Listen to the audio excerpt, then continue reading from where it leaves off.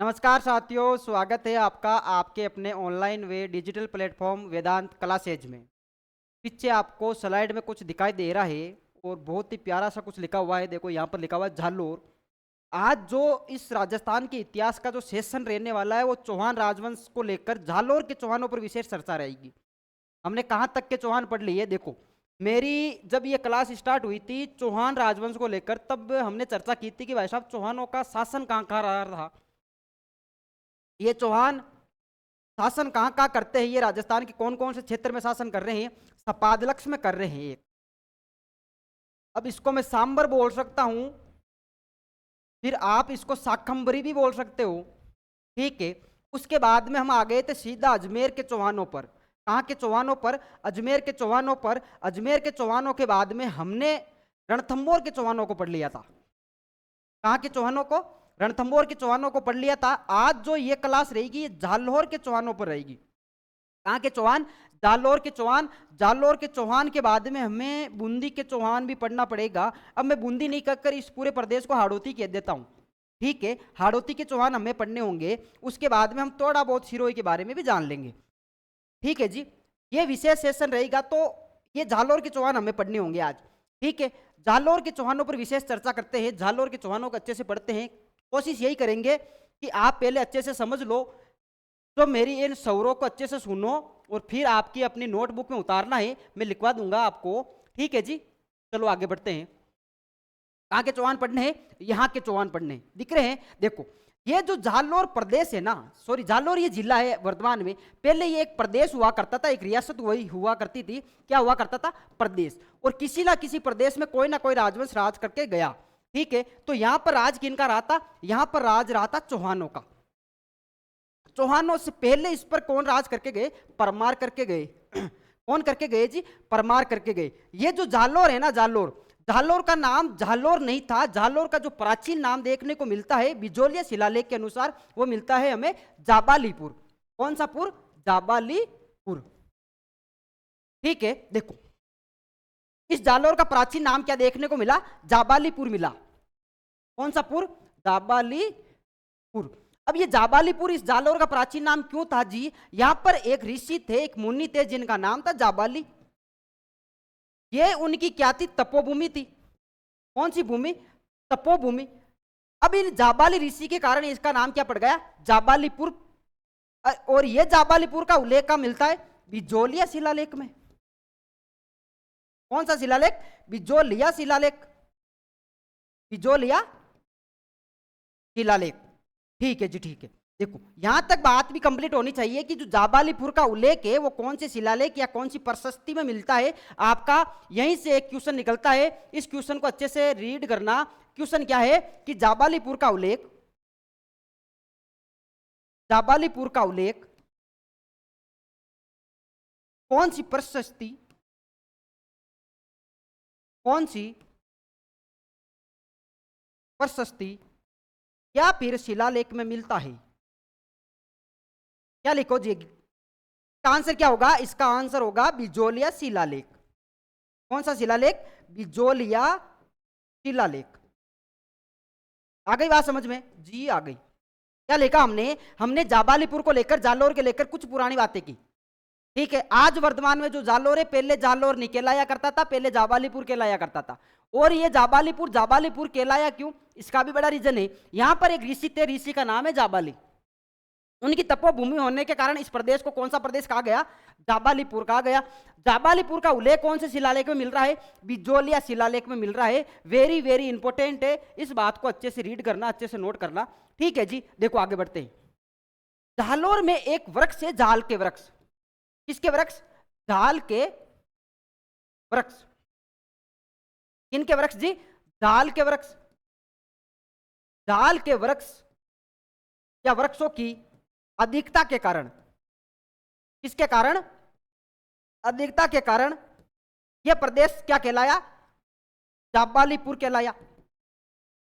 यह बात भी कई कई जनश्रुतियों में लिखी हुई है कि इस प्रदेश में क्या है? जाल के वृक्षों की अधिकता होने के कारण बहुत ही बड़े क्षेत्र में इन जाल के वृक्षों का होने के कारण इस प्रदेश को क्या कहा गया? जाबालीपुर कहा गया। वृक्ष कौन से रहने वाले हैं? वृक्ष रहेंगे अपने जाल के वृक्ष। जबकि बिजोलिया शिलालेख क्या पुष्टि करता है? बिजोलिया शिलालेख के अनुसार क्या है कि एक जाबाली नाम के ऋषि हुए थे, उनकी तपोभूमि होने के कारण जाबालीपुर हो गया।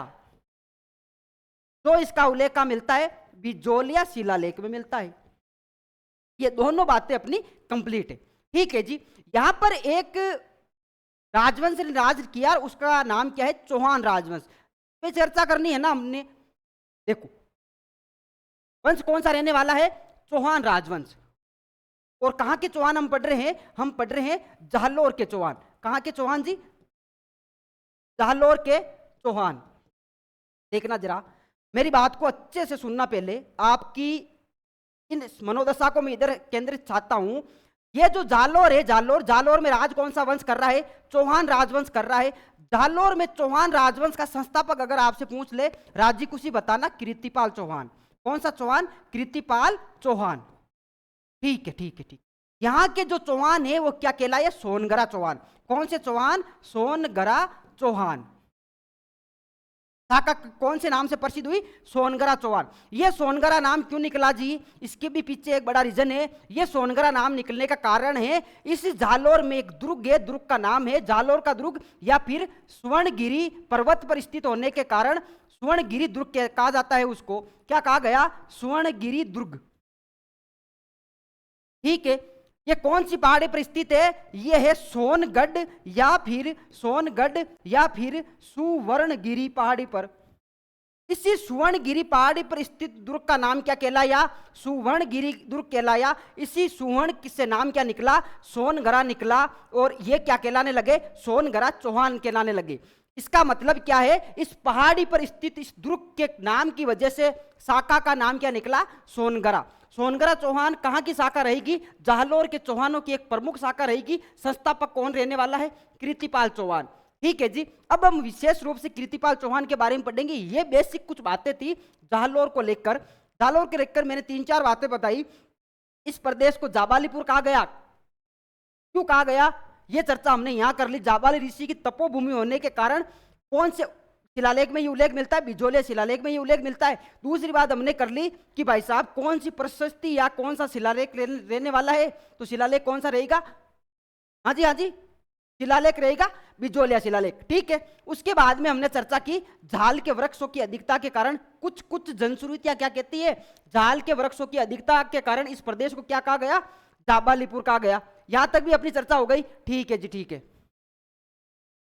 देखो जरा आगे, यहां के जो चौहान किस नाम से प्रसिद्ध हुए? शाखा किस नाम से प्रसिद्ध हुई? सोनगरा नाम से प्रसिद्ध हुई। कौन से गरा? सोनगरा। देखना जरा, अब आगे हम विशेष रूप से हम पढ़ेंगे कीर्तिपाल चौहान को लेकर।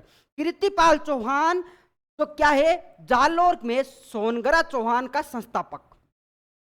जालोर में सोनगरा चौहानों का, सोनगरा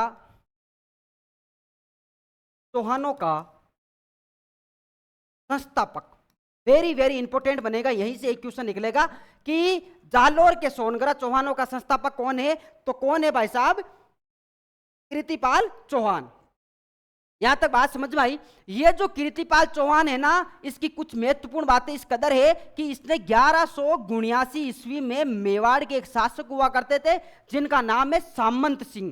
क्या नाम है? सामंत सिंह। ये सामंत सिंह को 1179 में पराजित कर मेवाड़ पर क्या कर लेता है? अधिकार कर लेता है। उन्हीं सामंत सिंह जी का एक भाई था कुम्हार सिंह, और वो कुमार सिंह वापस क्या प्रतिशोध लेते हुए इसी कीर्तिपाल चौहान से वापस मेवाड़ को छीन लेता है। तो यह बात भी लिखना जरूरी है कि 1179 में कीर्तिपाल चौहान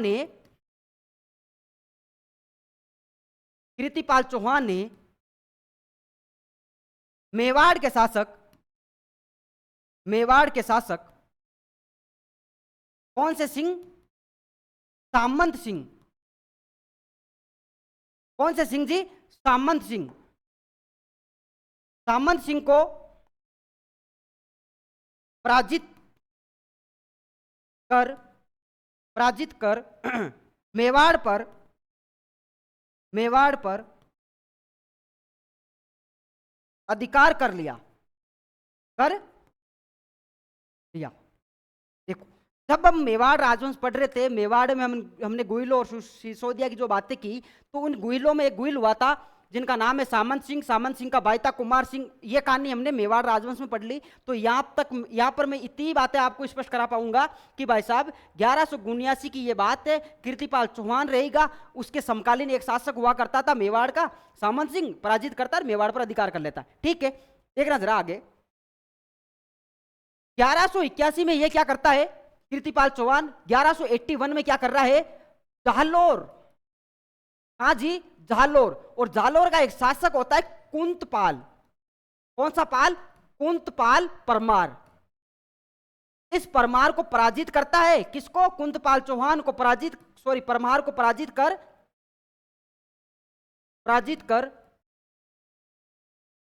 क्या कर लेता है? जालोर पर अधिकार कर लेता है। इसका मतलब क्या है? जालोर में सोनगरा चौहानों से पहले कौन सी शाखा के राजवंश राज कर रहे थे? परमार शाखा के राजवंश राज कर रहे थे। जालोर पर क्या कर लेता है? अधिकार कर लेता है। अधिकार कर लेता है। देखो, स्थापना कब कर रहा है ये? सोनगरा चौहानों की स्थापना कर रहा है 1181 ईस्वी में। ये डेट विशेष रूप से आपको ध्यान रखनी है, 1181 वेरी वेरी इंपोर्टेंट बनेगी ये 1181। ठीक है, देखना जरा आगे। अगर क्वेश्चन आ जाए कि कायंद्रा के युद्ध में भाग लेने वाला एकमात्र चौहान शासक कौन था, तो एक युद्ध हुआ था कायंद्रा का युद्ध। कौन सा युद्ध? कायंद्रा का युद्ध हुआ था। और इस कायंद्रा के युद्ध में भाग लेने वाला एकमात्र चौहान शासक कौन है? कीर्तिपाल चौहान। कौन सा पाल जी? कीर्तिपाल चौहान के युद्ध में भाग लेने वाला इस चीज को अच्छे से रीड करो, अच्छे से उतारो पहले। ठीक है जी,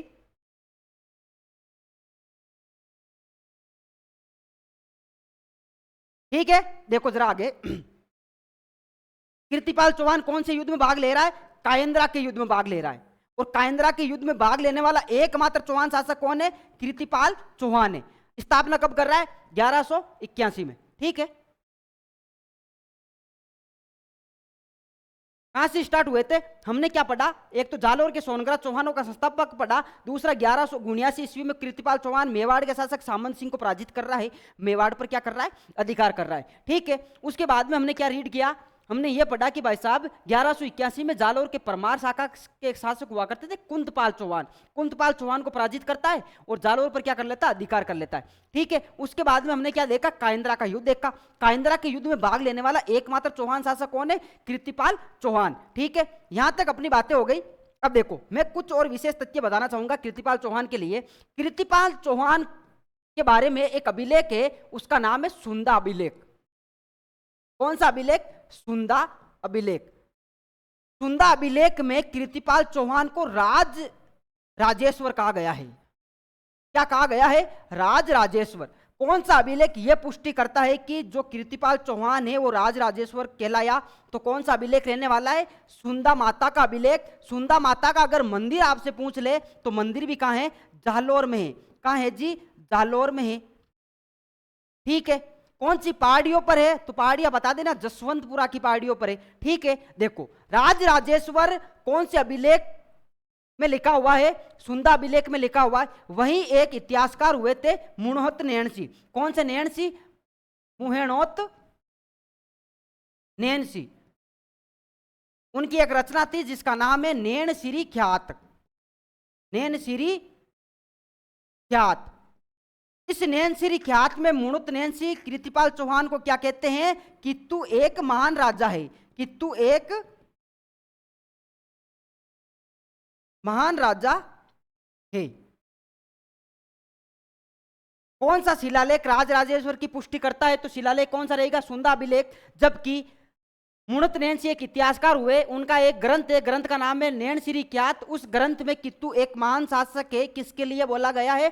कीर्तिपाल चौहान के लिए। ठीक है जी, देखो इनके बाद इनके उत्तराधिकारी कौन हुए? कीर्तिपाल चौहान जी के उत्तराधिकारी हुए थे समर सिंह जी। कौन है? ये है कीर्तिपाल चौहान के उत्तराधिकारी, समर सिंह। कौन है ये? ये है कीर्तिपाल चौहान के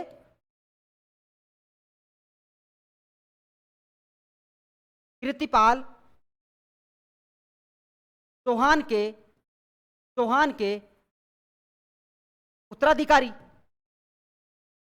इनका प्रमुख योगदान क्या था? इन्होंने जालोर के दुर्ग के परकोटे का निर्माण करवाया। एक तो क्या करवाया? जालोर दुर्ग के परकोटे का निर्माण। दूसरा, इसी दुर्ग में क्या बनवाते हैं? पहला कार्य ये कर दिया। दूसरा कार्य क्या करते हैं? यहां पर शास्त्रागार का निर्माण करवाते हैं। किसका निर्माण? शास्त्रागार का निर्माण।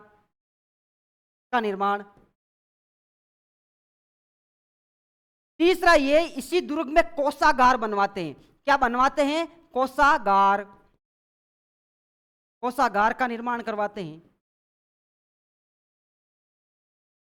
यहां तक बात समझ में आई? कीर्तिपाल चौहान के उत्तराधिकारी कौन है? समर सिंह है। और समर सिंह जी ने क्या किया? समर सिंह जी ने प्रमुख कार्य क्या क्या किए? जालोर दुर्ग में स्थित परकोटे का निर्माण करवाया। दूसरा, वहीं पर शास्त्रागार बनवा रहे हैं। तीसरा क्या कर रहे हैं? उसी दुर्ग के अंदर क्या कर रहे हैं भाई साहब? कोषागार बनवा रहे हैं। तीन बातें वेरी वेरी इंपॉर्टेंट है। इनके एक राजकुमारी थी, एक पुत्री थी, जिसका नाम है लीला देवी। कौन सी देवी? लीला देवी। ये कौन है भाई साहब? इनकी पुत्री है। ठीक है। ये अपनी पुत्री का विवाह किससे करवाते हैं? इस पुत्री का विवाह करवाते हैं गुजरात के चालुक्य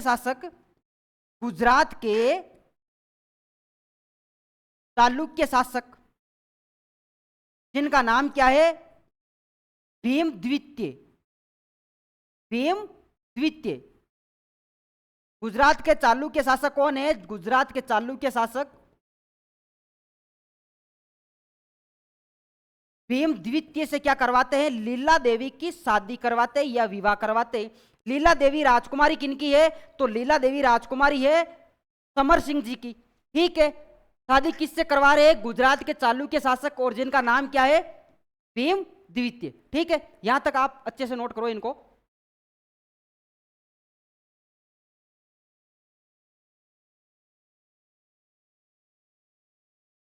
देख लिया जी?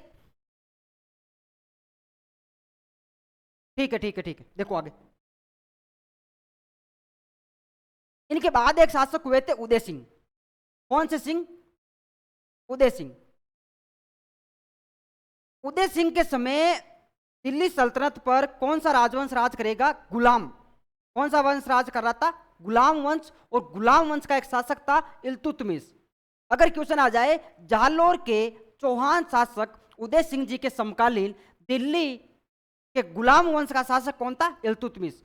इल्तुतमिश के समय ये क्या करते हैं? इल्तुतमिश का उस समय अपने मारवाड़ और राजस्थान के अनेक रियासतों पर राज था, जिसमें से मारवाड़ की मंडोर रियासत पर, या मंडोर जो राजधानी हुआ करती थी पहले मारवाड़ की, उस पर इल्तुतमिश का राज था या अधिकार था। और नाडोल पाली पर भी किसका अधिकार था? इल्तुतमिश का अधिकार था। इन उदय सिंह जी ने क्या किया? उस इल्तुतमिश से एक तो ये नाडोल छीन लेते हैं, या नाडोल पर पुनः अधिकार कर लेते हैं, और मंडोर को भी छीन लेते हैं। ठीक है। देखो मैं यह क्या लिखूंगा, इनके समकालीन में बातें करूंगा। समकालीन दिल्ली सल्तनत का शासक कौन है?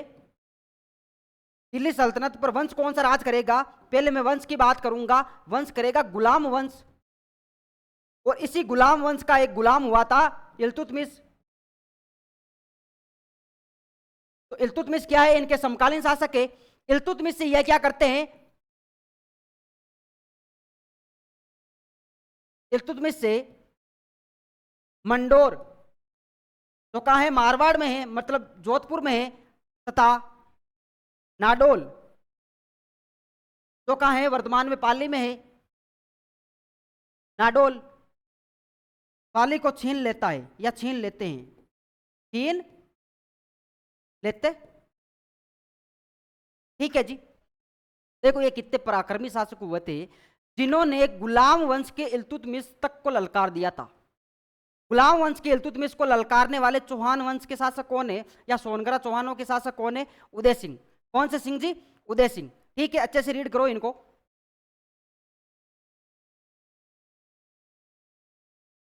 उतार लिया? देखो आगे। इनके बाद एक शासक हुए थे चाचिंग देव। उदय सिंह जी के बाद में जालोरों के चौहान शासक कौन है? चाचिंग देव है।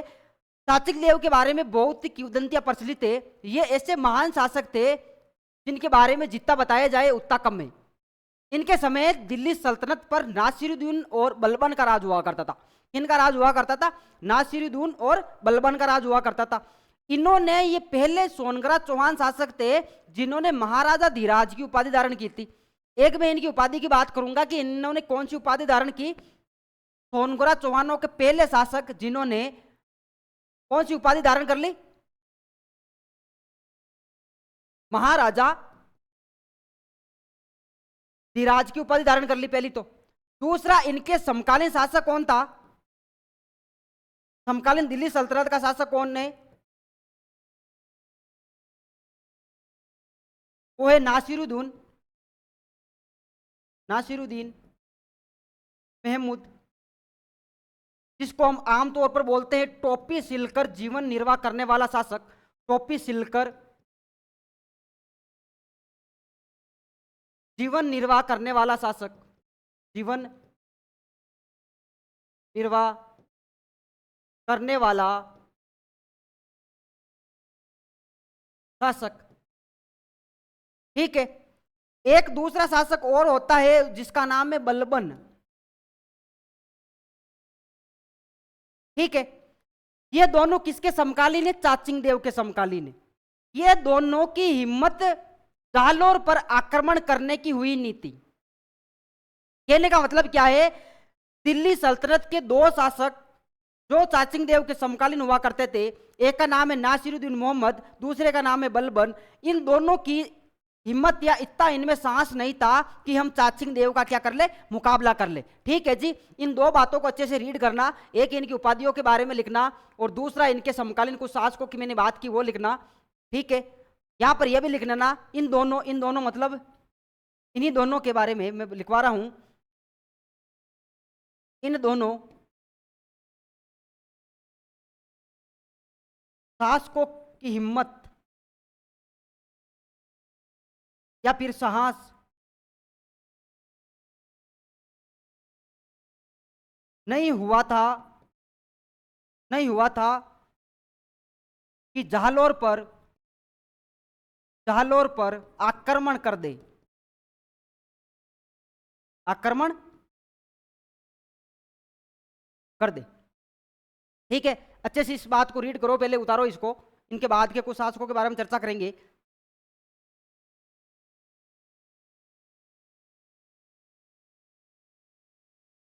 ठीक है जी। देखो कहां तक हमने पढ़ लिया, कौन कौन सी चर्चाएं अपनी हो गई। सर्वप्रथम कहां से स्टार्ट किया? जालोर से स्टार्ट किया। जालोर प्रदेश के हम चौहान, सोनगरा चौहान पढ़ रहे हैं। उसके बाद में हमने क्या पढ़ा इसके बारे में? दो तीन बातें हमने पढ़ी कि भाई साहब इस प्रदेश को प्राचीन में किस नाम से जाना जाता था? जाबालीपुर नाम से जाना गया। क्यों जाना गया? जाबाली ऋषि की तपोभूमि होने के कारण। दूसरा, इसका उल्लेख कहाँ मिलता है? कहाँ मिलता है इसका उल्लेख? इसका उल्लेख मिलता है अपने इजोलिया शिलालेख में। सॉरी, इजोलिया शिलालेख में। तीसरी एक किंवदंती प्रचलित क्या है कि जाल के वृक्ष की अधिकता होने के कारण इस प्रदेश को क्या कहा गया? जालोर या जाबालीपुर कहा गया। ठीक है। उसके बाद में हम यहाँ के चौहान शासकों के बारे में पढ़ना है हमें। तो चौहान, कौन से चौहान थे यहाँ पर? सोनगरा चौहान थे। सोनगरा क्यों कहलाए जी? यहाँ पर सुवर्णगिरी पहाड़ी पर एक दुर्ग स्थित होने के कारण उस दुर्ग का नाम सुवर्णगिरी पड़ा, या फिर उस दुर्ग को सोनगढ़ भी कहा गया है। इसी नाम की वजह से ये चौहान सोनगरा कहलाए। संस्थापक कौन है? कीर्तिपाल चौहान। ठीक है। कीर्तिपाल चौहान जी का क्या कहना है ये भी जरा देख लेते हैं। कीर्तिपाल चौहान जी कहते हैं कि मैं जालोर के सोनगरा चौहानों का क्या हूं? संस्थापक हूं। मैंने तो 1180 या 1179 में कीर्तिपाल चौहान ने मेवाड़ के शासक सामंत सिंह को पराजित कर मेवाड़ पर क्या कर लिया? अधिकार कर लिया। इसके बाद में हमने क्या देखा? 1881 में ये क्या कर रहे हैं? जालोर में सोनगरा राजवंश की स्थापना कर रहे हैं। ठीक है। कायंद्रा युद्ध में भाग लेने वाले चौहान शासक कौन थे? तो कीर्तिपाल चौहान। उसके बाद में सुंदा अभिलेख इनके बारे में क्या उल्लेख करता है कि ये तो राजराजेश्वर है। वहीं पर मुणित नैन सिंह का क्या क्या क्या कहना है कि भाई साहब ये एक महान शासक है और इनको क्या बोला गया? कित्तू बोला गया। क्या बोला गया जी?